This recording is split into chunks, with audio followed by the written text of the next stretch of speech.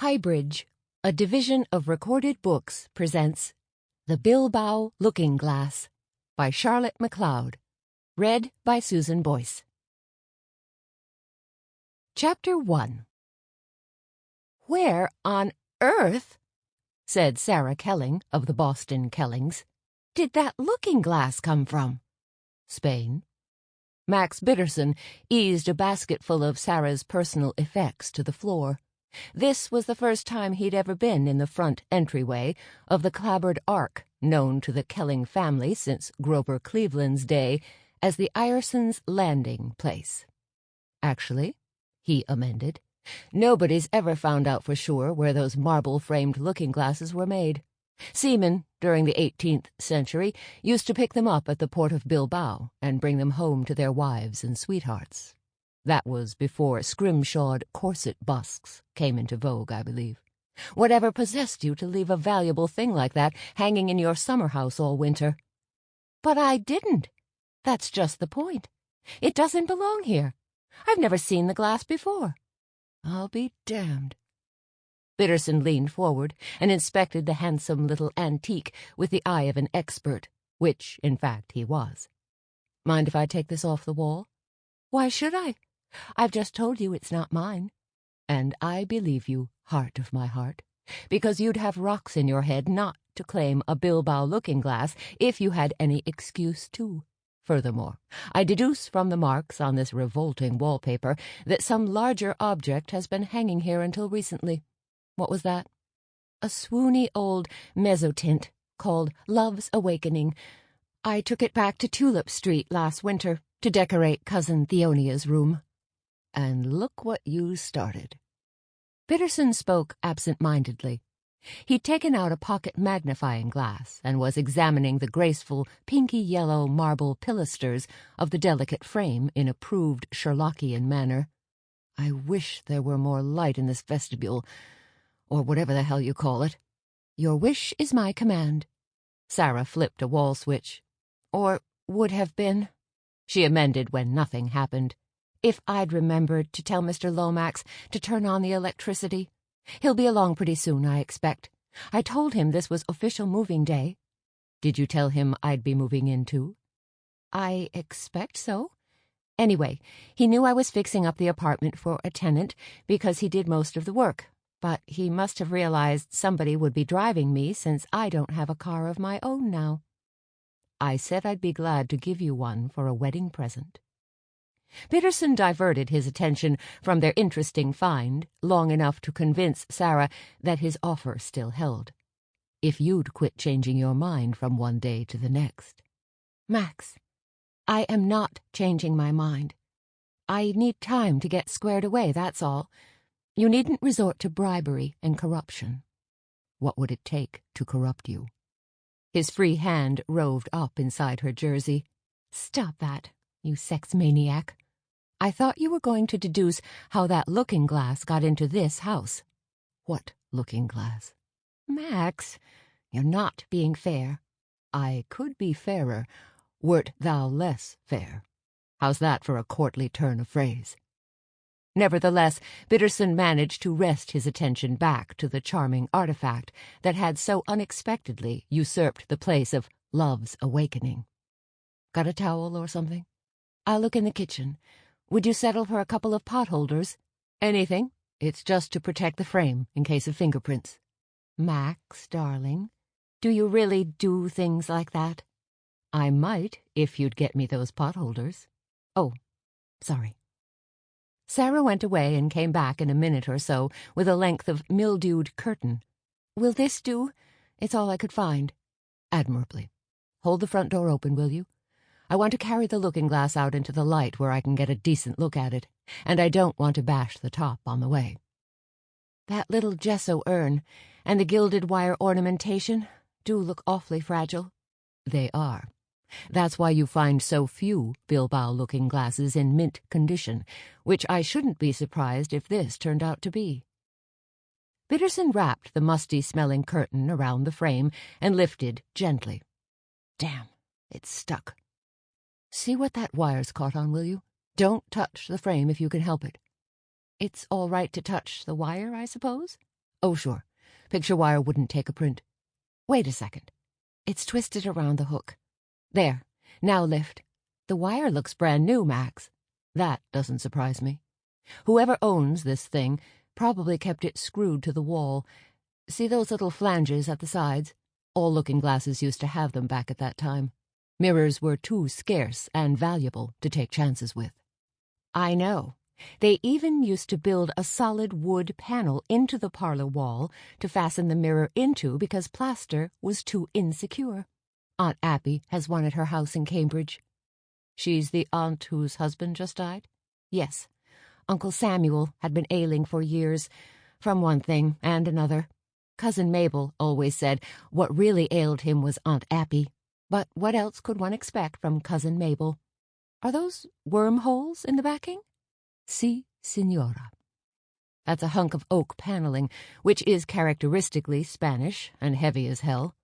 These holes were undoubtedly chewed by genuine 18th-century Spanish oak worms. You could always tell them because they had a habit of shouting "Olé" before they sunk in their little fangs. Some people will try to tell you Bilbao looking-glasses were really made in Italy, which is nonsense. Italian oak worms couldn't have done this much damage. They'd only say, poco, poco, lente, lente, which is Italian for, the hell with it, let's send out for a pizza. Spare me your erudition, Sarah sniffed. Max, I don't honestly give a hoot where this looking-glass originally came from. I just want to know who parked it in my front entryway. You don't suppose one of your rich relatives snuck in and hung it here as a nice little housewarming surprise, do you? Huh. Show me a Kelling who'd leave a valuable antique unguarded in a place like this, and I'll show you 6 other Kellings trying to get him certified as a raving lunatic. Well, can you think of one who owns a Bilbao looking-glass? One of them must, I suppose, considering how many relatives I have and how much junk they've amassed over the years. I believe Aunt Emma, out in Longmeadow, has something like this, come to think of it. But the marble's more yellowish, and the top has a hideous walnut pediment instead of this pretty filigree. I'm not surprised. That's what generally happened.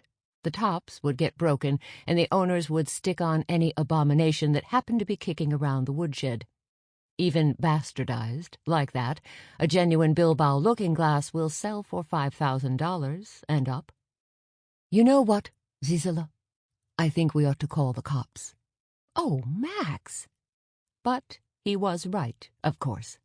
This precious oblong of fragility hadn't gotten into the house by itself.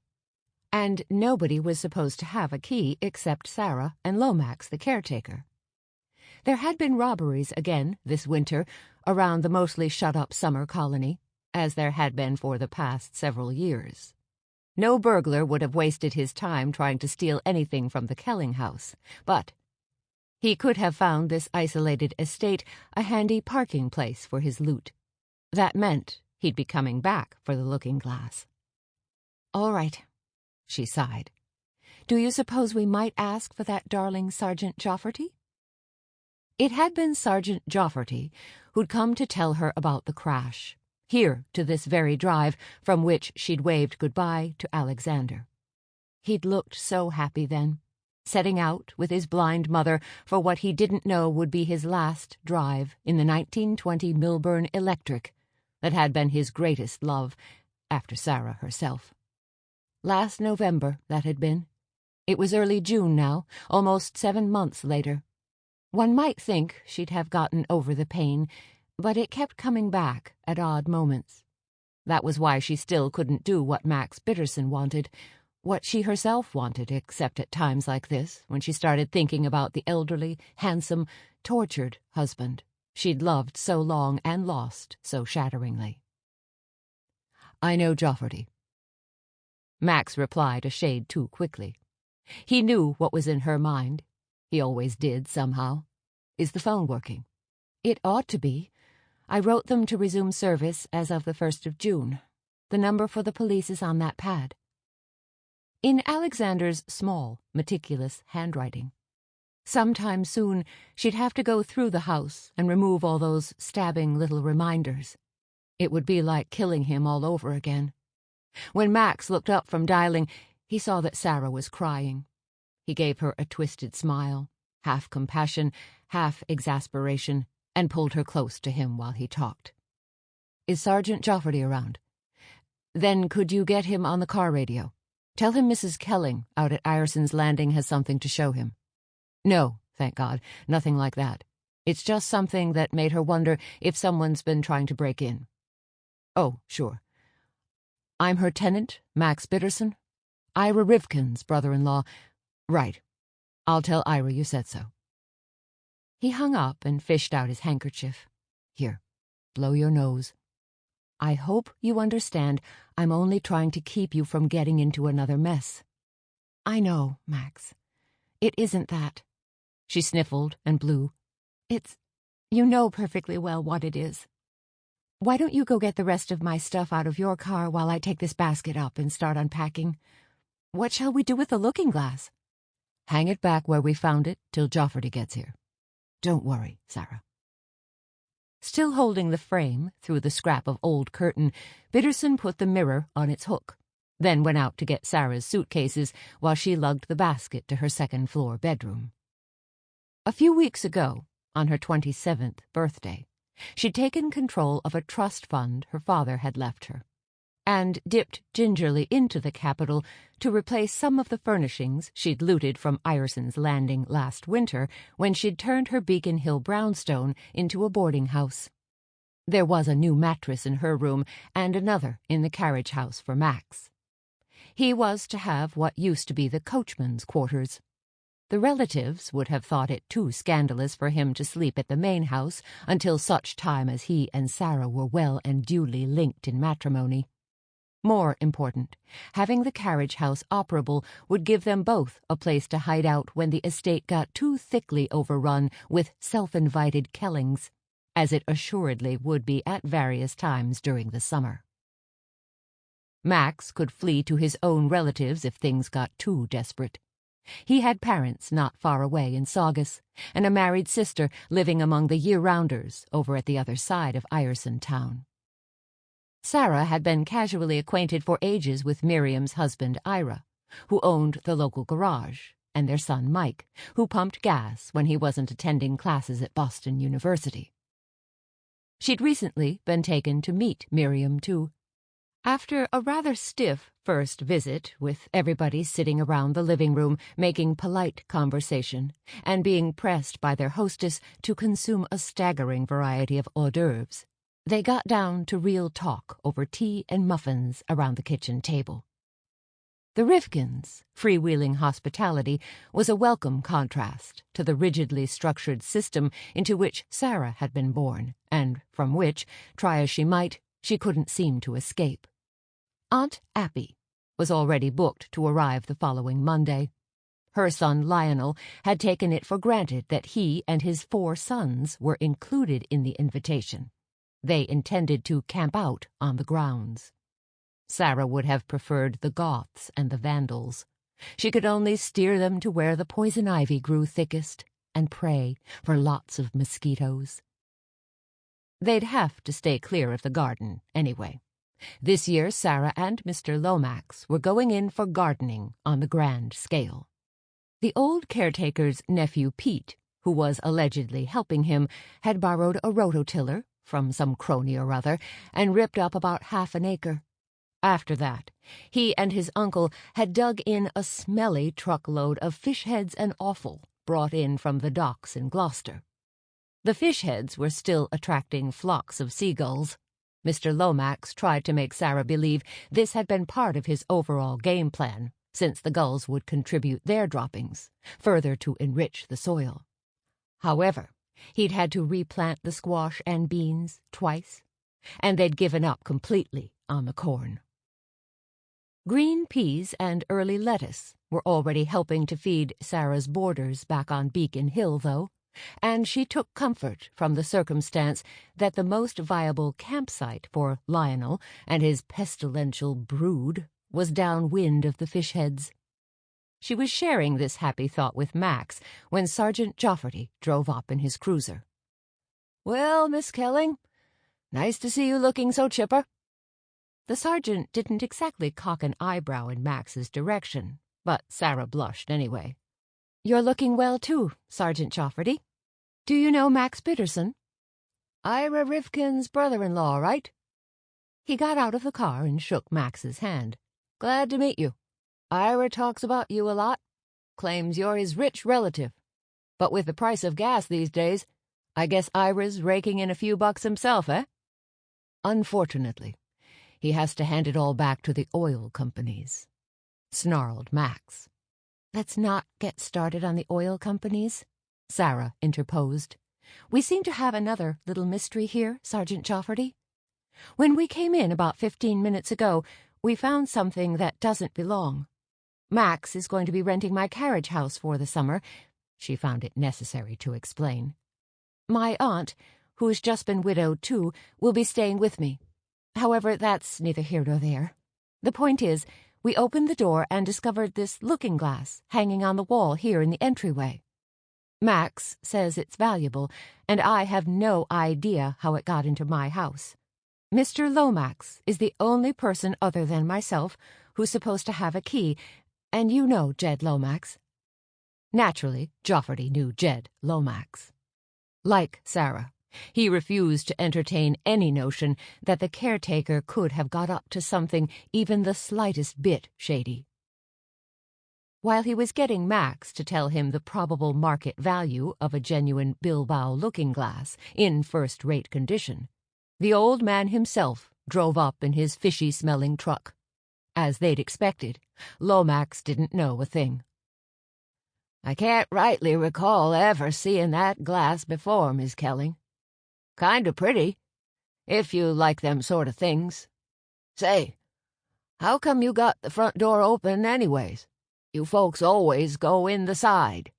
"I know, but my handbag's crammed with stuff, and this was the first key I could find. Otherwise, the glass might have hung there all summer and I wouldn't have noticed. This is such a poky little entry that it's never used, except when somebody comes to the front door who doesn't know any better. But you do check the doors, Mr. Lomax." "I do. And I done it yesterday, same as always. Never seen no sign of breaking and entering, or I'd a reported it. You been around to look, Max?"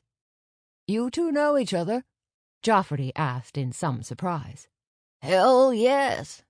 That's Isaac Bittersohn's boy from Saugus. Known him since he was knee-high to a flounder. Yep, that's the one that busted his mother's heart." The caretaker shook his grizzled head, the long peak of the filthy sword-fisherman's cap he wore summer and winter wagging sadly from side to side. "Miss Bittersohn, she swore up, down, and sideways Max was gonna come one mighty cropper when he started that crazy business of his. 'Stead of studying to be a rich doctor like she wanted him to. Then he went and made a liar out of her. Been a sad disappointment, first and last." Lomax would hardly have gone so far as to smile, but he did give Mrs. Bittersohn's sad disappointment a look that might also have been called amiable. "Joff, if Max here tells you this looking-glass is worth stealing, then I'll bet you my bottom dollar it's been stole, and you may lay to that." Chapter 2.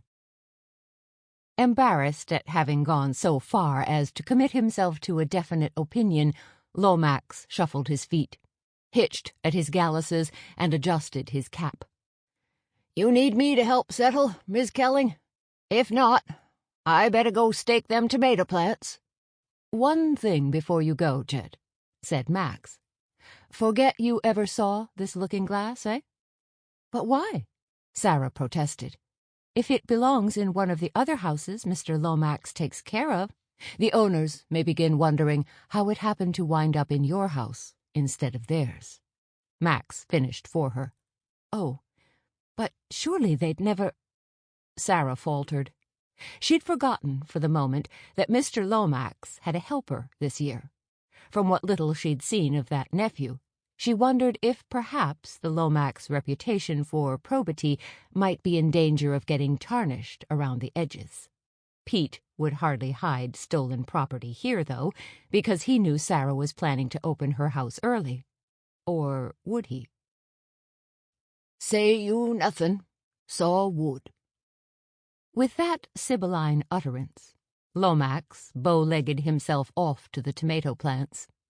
Jofferty wrote out a receipt for the Bilbao looking-glass on a page from his notebook and asked Max to wrap the thing up for him real good so's it wouldn't get busted.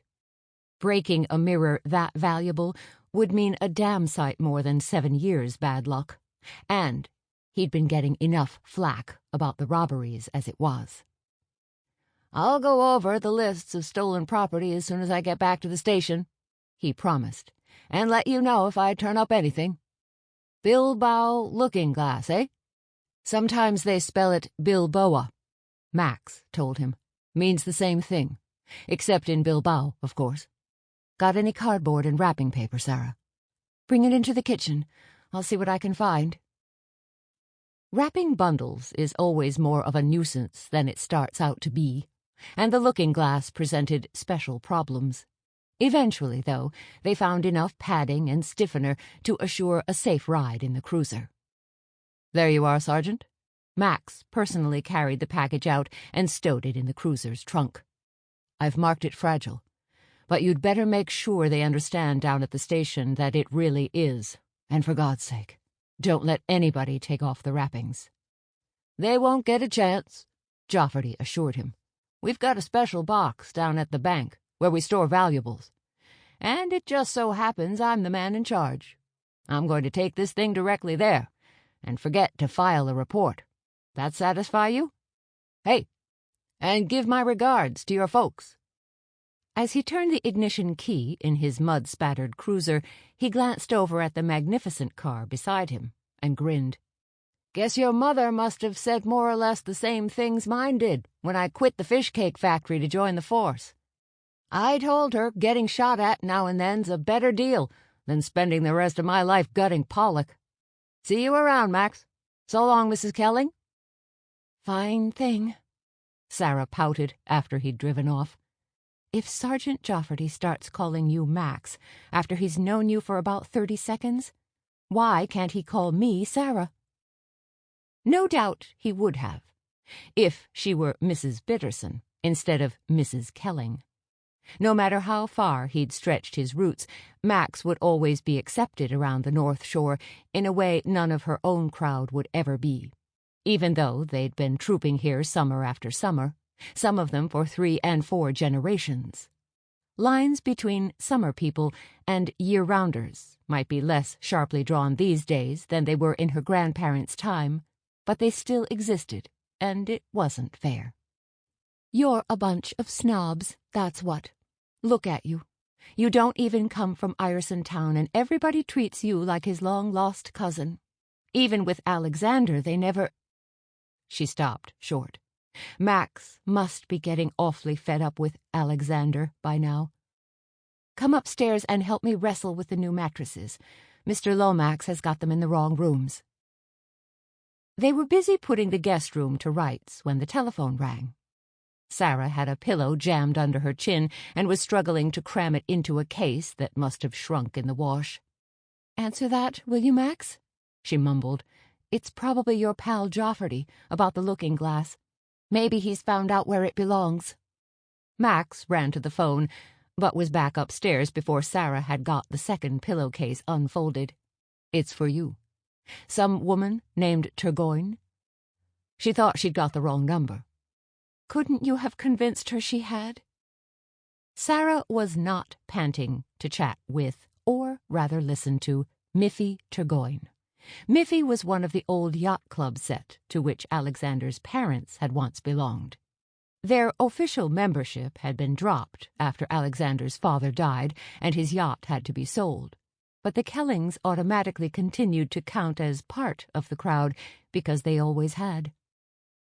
Having become a much gossiped-about widow, and, worse, a near-bankrupt one in the past months, Sarah had been counting on social ostracism from the yacht club set as a fringe benefit. Either Miffy was too old to change her ways, though, or else the fact that Sarah was now in possession of her father's relatively modest bequest must have reinstated her among the elect. Well, it couldn't be helped. Somebody had once observed that the true Boston Brahmin has customs, but no manners. Like most generalizations, that remark was probably based on a few unfortunate particulars. One particular could have been Miffy Turgoyne. "Sarah!" Her nasal shriek was enough to cut the phone wires. "Who was that man?" "Max Bittersohn, my tenant," Sarah told her. "My God, you're not starting that stuff out at Ireson's. Alice told me, but I couldn't believe it. Not after Alex. Are you really having an affair with him?" "How kind of you to take an interest in my affairs," Sarah replied sweetly. "Is that supposed to be an answer?" "What makes you think you're entitled to one?" That actually stopped Miffy, though only for a moment. At last she sniffed and growled. "I must say you've changed." "No, I haven't. This is the first time you've ever bothered to listen to anything I had to say, that's all. To what do I owe the honor, Miffy?" "I want you and Appy here for drinks at 5:30. "Sorry, but Aunt Appy's not coming until Monday." Miffy cackled. "That's what you think, little girl. I phoned Appy this morning and bullied her into starting right away. She ought to be rolling up that god-awful driveway of yours any minute now." "Miffy, you didn't! I haven't even got the house ready. Did you ever, once in your life, give any thought to minding your own business?" "Don't be absurd. Why should I? At 5:30, sharp, on the dot. Bring your boyfriend. Alice and I want to look him over." Max came downstairs in time to see Sarah hurl the receiver back on its hook. "What's the matter?" "Oh, nothing," she raged, "except that Aunt Appy's about to breeze in here without a word of warning, and Miffy expects us all for drinks at 5:30 on the dot. You included. Damn it, Sarah. I thought you and I were going to have a few days to ourselves." "So did I. But that doesn't cut any ice with Miffy." "Couldn't you simply have told her to go to hell?" "I did, but she wouldn't listen. It's not Miffy, Max. The real problem is Aunt Appy. I couldn't bear to have her find out she's not welcome. You'll know why when you meet her. Aunt Appy's the eternal Girl Scout, doing her good deed every day and getting kicked in the teeth for it more often than not. You never met my Uncle Samuel, a fact for which I hope you're duly grateful. He was the world's most dedicated hypochondriac. Aunt Appy nursed him through every disease in the medical book. At last, he died of a misprint, and I truly believe she's sorry he's gone. When Cousin Dolph told her I was coming out here for the summer and came up with the bright idea that she ought to come too, because the change would do her good, I wanted to slaughter them both, but I hadn't the heart to tell her she couldn't come. Aunt Appy tried so hard to ease things for Alexander all those years when he was stuck with taking care of his mother." There she went again. Max was looking thunderous, and no wonder. Sarah flung her arms around his neck. "I'll make it up to you, somehow. I promise." "That's what you say," he grumbled. However, he was still allowing himself to be placated when they heard the taxi from the railroad station clattering over the potholes outside. With her fingers, Sarah hastily rubbed lipstick off Max's chin. "Don't you dare go sneaking off. You'll have to meet her sometime." "How long's she going to be around, for God's sake?" "I have no idea. Not long, most likely. She's not going to be all that comfortable, you know, with half the furniture up in Boston and no heat but the fireplace. You know how raw it can get at night here, so close to the water. Oh, dear. I do hope Mr. Lomax remembered to have the chimney swept. I don't know what the High Street Bank would do to me if I let the place burn down." Sarah's property was under litigation because of a disputed mortgage. The big house itself wasn't worth much, unless some enterprising architect wanted to spend a few hundred. Sample complete. Ready to continue?